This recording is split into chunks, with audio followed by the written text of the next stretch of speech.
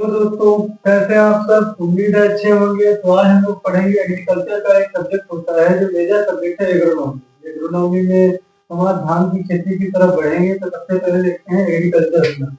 तो एग्रीकल्चर जो है कि हमारा दो लैटिन भाषा के दो शब्दों से मिलकर बना हुआ है। तो एग्रीकल्चर हमारा जो है कि एग्रीकल्चर जो है लैटिन भाषा के दो शब्दों से मिलकर बना है। तो पहला शब्द हमारा आ जाता है यहाँ पे एगर, AGER, एगर। सबसे पहला एगर होता है, दूसरा होता है कल्चर।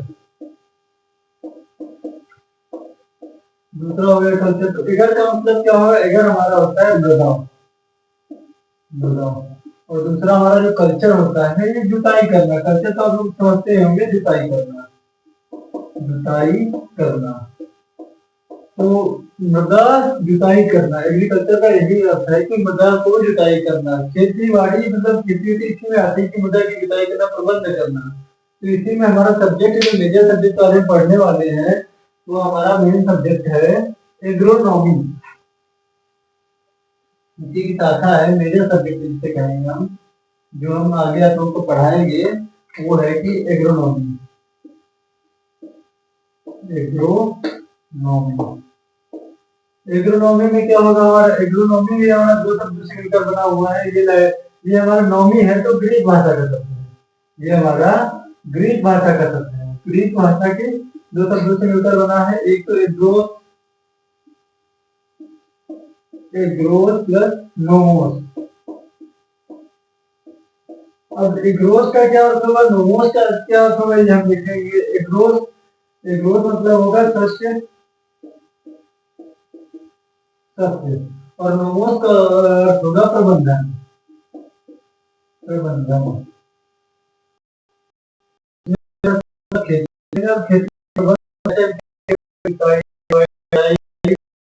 डाटा में पढ़ते हैं, प्लस प्रबंधन, प्रबंधन करते हैं। अब इसमें आप लोगों को दिक्कत आएगी कि ये ग्रीक क्या है और लैटिन क्या है। इसके बारे में हम आप लोगों को पहले बता देंगे, पढ़ाने से पहले ये बताएंगे ग्रीक और लैटिन क्या है। ये एक भाषा है। ग्रीक और लैटिन जो है वो एक भाषा है। तो इधर लिखेंगे ग्रीक, ग्रीक। इधर आ गया हमारा लैटिन, लैटिन। ये ग्रीक जो होता है जिस शब्दों के बाद में लिखा होता है, हमारा मान लो नोमी लगा होता है, नोमी। जिन शब्दों के बाद में नोमी, जैसे हमारा हो गया एग्रोनॉमी है, एग्रो, AGRONOMY, एग्रोनॉमी। जिनमें हमारा नोमी लगा होगा वो हमारे ग्रीक भाषा के शब्द होंगे, वो हमारे ग्रीक भाषा के शब्द होंगे। ग्रीक भाषा, वो हमारा ग्रीक भाषा होगा। जिनमें भी नोमी हमारा लगा होगा वो ग्रीक भाषा का शब्द होगा। और ये जो लैटिन है ये हमारा ऐसा है कि जिनमें कल्चर लगा होगा, CULTURE, हमारा कल्चर लगा होगा वो हमारा होगा लैटिन वर्ड, लैटिन। ये लैटिन भाषा के शब्द हो जाएंगे। जैसे ये हमारा एक तो एग्रीकल्चर होता है, दूसरा हॉर्टिकल्चर, CULTURE, ये हॉर्टिकल्चर है। और भी कई है, जैसे हॉर्टिकल्चर हो गया, एग्रीकल्चर हो गया, जैसे आपको मिलेंगे आगे। तो हम देखते हैं अपनी खेती की तरफ बढ़ेंगे। आज जो हमारा पढ़ने वाले हैं राइस, मतलब धान, मतलब चावल नहीं, राइस, पैडी। तो आज हम लोग पढ़ेंगे धान की खेती।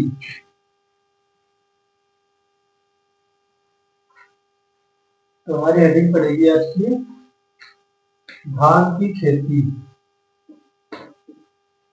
धान की खेती।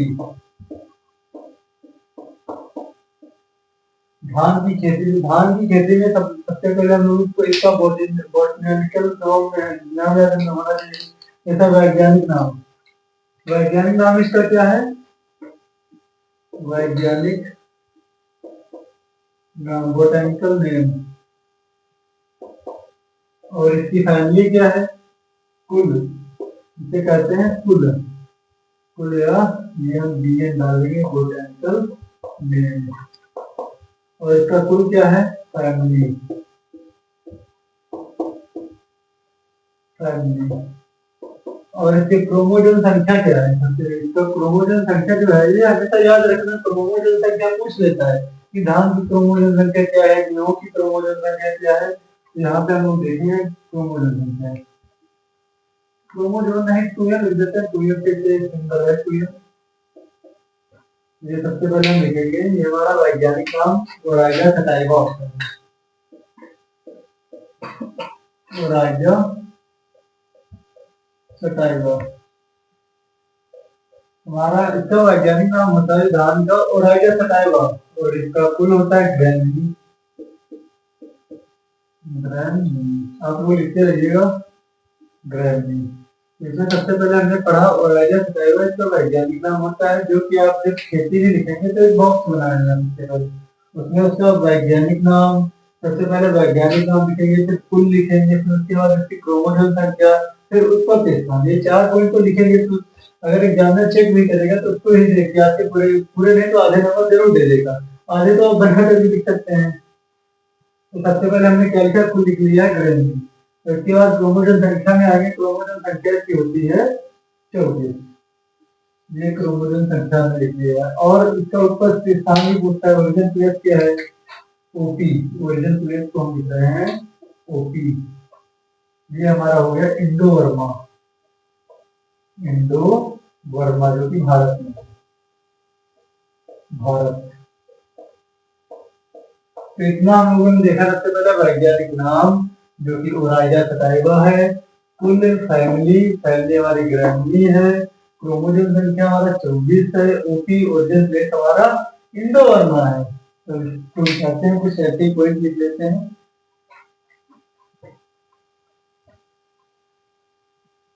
हम पॉइंट टू पॉइंट आगे बढ़ेंगे, जो कि मोस्ट इंपॉर्टेंट पॉइंट है वही बताएंगे। बोर्ड एग्जाम से आ रहे हैं तो हम उसी में मोस्ट इंपॉर्टेंट पॉइंट लिखेंगे तो आपके बढ़िया नंबर मिल जाएंगे। तो इसके बारे में हम बताना चाहेंगे, जो धान हमारा है ये सर्वाधिक कहाँ उत्पादन होता है, सबसे ज्यादा विश्व में सबसे ज्यादा होता है, जो विश्व में सर्वाधिक, विश्व में सर्वाधिक इसका उत्पादन होता है, जो हमारा विश्व में पहले स्थान पर चीन है। चीन उत्पादन के क्षेत्र में अगर हम देखेंगे तो धान का सबसे ज्यादा उत्पादन चीन है, और इसके सेकंड नंबर पे अपना आता है, सेकंड नंबर पे भारत। हमारा देश आता है सेकंड नंबर में उत्पादन के क्षेत्र में। और अपने भारत में सबसे ज्यादा धान कहाँ उगाया जाता है, अपने भारत में सबसे ज्यादा उगाया जाता है पश्चिम बंगाल। पश्चिम बंगाल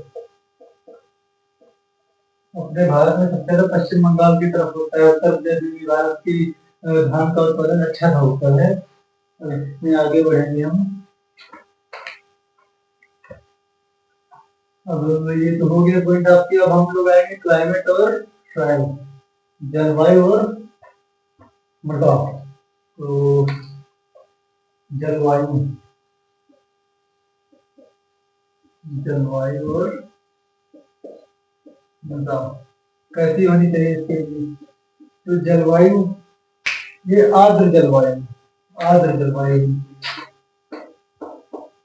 आर्द्र तथा नहीं गर्म तथा आर्द्र जलवायु, गर्म तथा आर्द्र जलवायु के लिए गर्म तथा आर्द्र जलवायु की आवश्यकता होती है। इसके लिए तापमान जो हमारा डिपेंड करता है, टेम्परेचर जिसे बोलते हैं, हमारा जो टेम्परेचर होगा वो 21 डिग्री सेल्सियस से 21 डिग्री सेल्सियस से 35 डिग्री सेल्सियस होना चाहिए। 35 डिग्री सेल्सियस होना चाहिए। 35 से कहीं कहीं रूपों में देखेंगे आप 35 डिग्री रहता है, जो एक दो का पॉइंट लगभग बताया जाता है कि 21 डिग्री सेल्सियस से 35 डिग्री सेल्सियस का टेम्परेचर रहना चाहिए, जिसमें मतलब इसका बढ़िया उत्पादन रहता है। सामान्य तापमान इतना होना चाहिए। ठीक है, आगे बढ़ते हैं। टेम्परेचर हो गया। इसकी कुछ प्रमुख जो हमारी इसकी वेराइटीज है वो लिख लेंगे किसमें।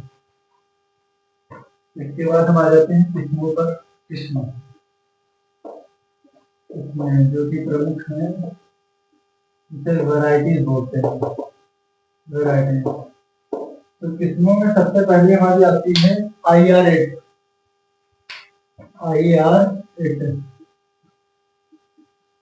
इसके बाद आ जाती है साकेत 4। इसके बाद आ जाती है जया। इसके बाद आता है हमारी जगन्नाथ। इसके बाद हमारी आ जाती है जगन्नाथ हो गई, जया हो गई, रत्ना और जपोनिका है, कई सारी हैं। तो अमन है, ये सारे हमारे मेन मेन है। आप 4-5 लिखेंगे, बाकी तो हो जाता है कोई भी।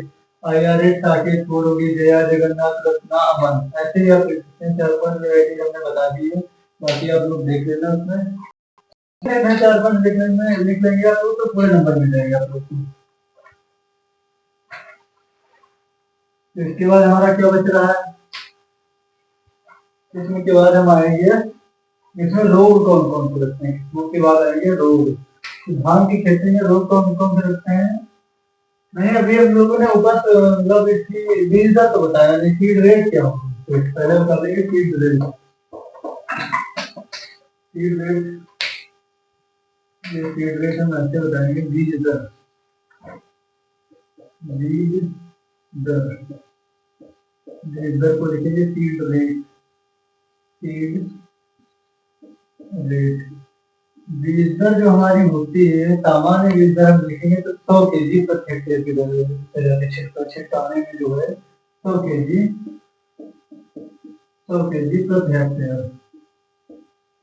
प्रति हेक्टेयर से हो जाएगा। अगर हमारा पतला धान है, अगर हमारा मान लो पतला धान होता है, पतला धान, तो हमारी बीज दर कितनी लगेगी। तो हमारी लगेगी 30 से 35, नहीं 30 से 35 नहीं, 25 से 30 लगेगी। 25 से 30 kg प्रति हेक्टेयर की दर से। अगर मोटा धान है हमारा, अगर मान लो मोटे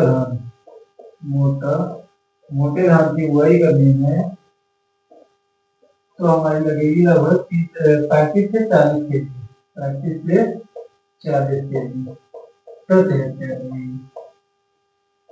ये हमारी लगेगी सीड रेट। हमें बुआई अगर करनी, रोपाई की हमारी गहराई कितनी होनी चाहिए, ये आपका इम्पोर्टेंट पॉइंट है। अगर हम धान की रोपाई करते हैं तो उसमें कितनी गहराई से हम लगाएं कि धान हमारा बढ़िया प्रोडक्शन उसका हो, हमारा जो पौधा होगा वो खराब ना हो, नष्ट ना हो जाए, अंदर सड़ ना जाए। ये देखते हैं ना इसमें जो हमारी बोने की गहराई होगी, नहीं रोपाई की गहराई, जो हमारी रोपाई की गहराई होगी, जो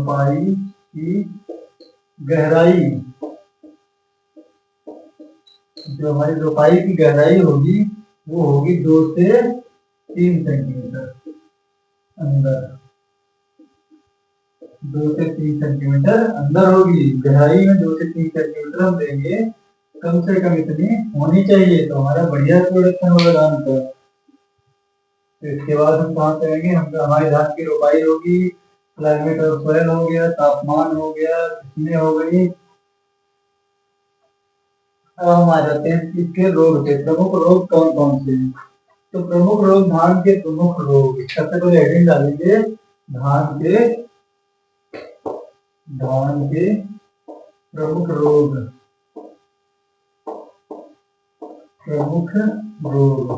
तो धान के प्रमुख रोग में सबसे पहले आप लोगों ने सुना होगा, एक होता है खैरा रोग। तो सबसे पहले किसकी कमी से होता है ये भी देखेंगे। तो सबसे पहले हम डाल लेंगे खैरा रोग।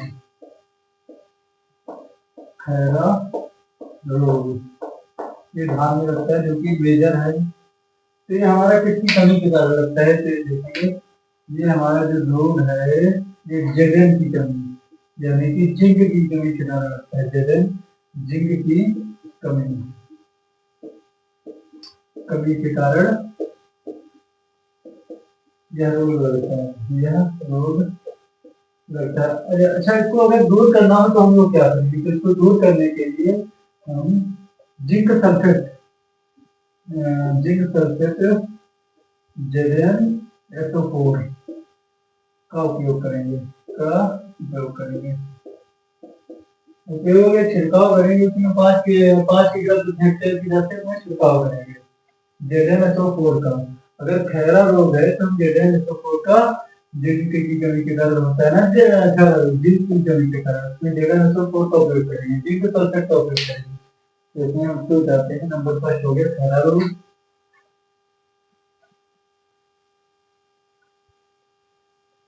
आप लोग हमसे जुड़े रहे हैं, हम आप लोग को एक पॉइंट टू पॉइंट जानकारी नहीं है, तो प्रमुख बिंदु बताए हैं। जब सारी की सारी पढ़ाई पूरी खेती तो आपको एक पॉइंट कवर हो जाएगा उसमें।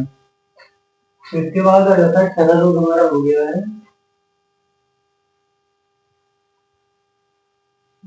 अब आता है हमारा धान का पत्ती, धान का धब्बा पत्ती होता है,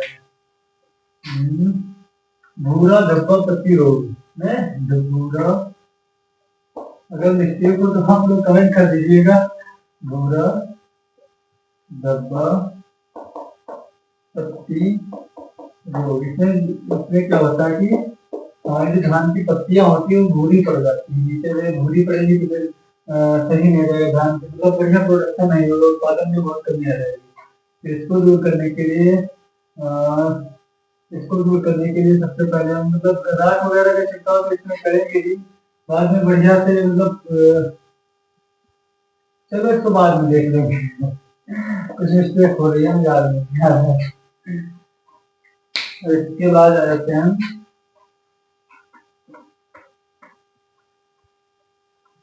तो रोग हो गए हमारे, सड़न हो गई। उत्पादन हमारा कितना होता है, उत्पादन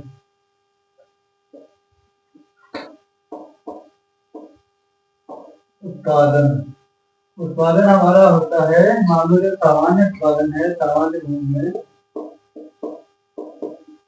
सामान्य है तो हमारा होगा कम से कम 40 से 50 कुंटल प्रति हेक्टेयर। चलिए ठीक है, आज की क्लास में इतना ही पढ़ते हैं, आगे हम अगली क्लास में देखेंगे। आप सभी का स्वागत है, अगली कक्षा में मिलेंगे हम फिर बाद में। अरे यार